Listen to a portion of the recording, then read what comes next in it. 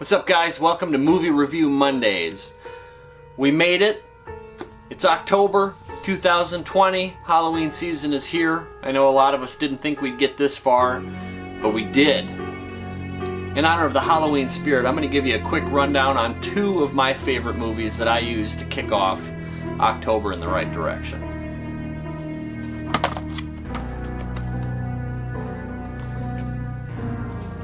Tonight we're going to talk about Rob Zombie's Halloween 1 and 2. Now, it's no mystery that Rob Zombie is kind of known for taking a graphic approach to all of his works. He's kind of the king of raunch, the master of gross, the doctor of disgusting. I don't know, you get the point. So Rob Zombie's personally one of my favorite writer-directors. Given his background in music and the theatrics that he likes to perform on stage, it was really no mystery that when he started making movies, they were going to be different. They were going to stand out.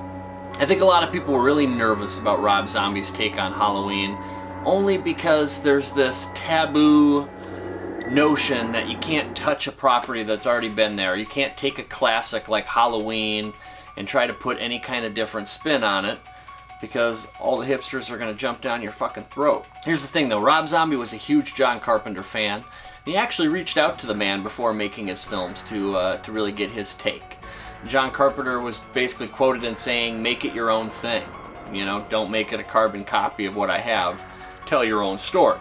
Now in the end, John Carpenter was a little neutral on his feelings of Rob Zombie's vision. But that doesn't mean there aren't those of us who absolutely loved it. Now, Rob Zombie's first Halloween movie came out in 2007, with the sequel following 2 years behind that.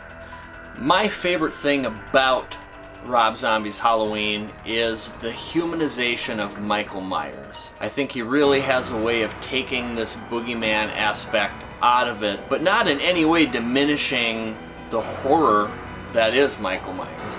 I like that we really get a good backstory. You really dive into the mechanics of what could really sort of turn an innocent kid into a murderous psychopath. I appreciated the fact that basically the first third of the movie was really Michael as a kid, really giving you an inside look at his descent into madness. I also like Rob's version of the character Loomis. I like that we really got a sense of how he was as a doctor. I like that we really see him care for Michael. I also like what happens to that character as the movie progresses, not only the first one, but also the sequel. I like that we see the fame kind of go to his head, and we see him kind of come unravel at the seams with all the money and power that comes with the fame.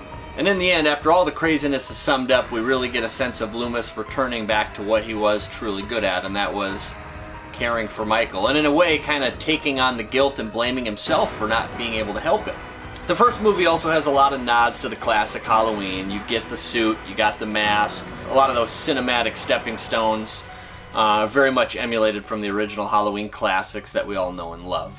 All in all, the first Halloween remake was pretty well received. Halloween 2 kind of carves its own path, story-wise. We get to see a much darker version of Laurie, which, again, in Rob Zombie's realistic fashion, it feels like how somebody would actually act and behave and what would happen to them mentally after all the trauma that would ensue.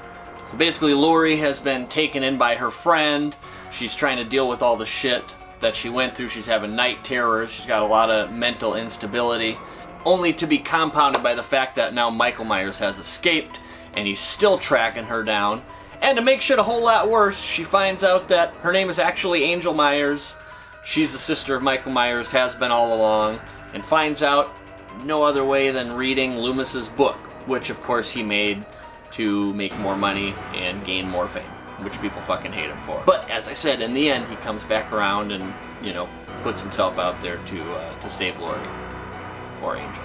The Halloween remake grossed about $80 million through the box office, which isn't bad considering that the movie had a $15 million budget. It definitely wasn't without its hate, but that's not uncommon with Rob Zombie movies. It's one of those, you either love it or you hate it. It's very clear that Rob Zombie has a very defined style in his filmmaking, and as I said before, it's rather grotesque. His movies are not for the squeamish, and I hope he never loses that charm. Halloween 2 unfortunately had a less dazzling conclusion at the box office, only grossing about $40 million, which is only half of the original. But like the first one, still only had a $15 million budget, so he came out pretty okay. Now, for some people like me, I love both of them. You know, that's my opinion. I'm kind of what I like to call a cinemapologist. As a filmmaker myself, I can't help but to appreciate somebody else's vision, whether it's their own intellectual property or an emulation of something that has already existed. Last year we got another Halloween remake that was a takeoff of the originals. I love that one too.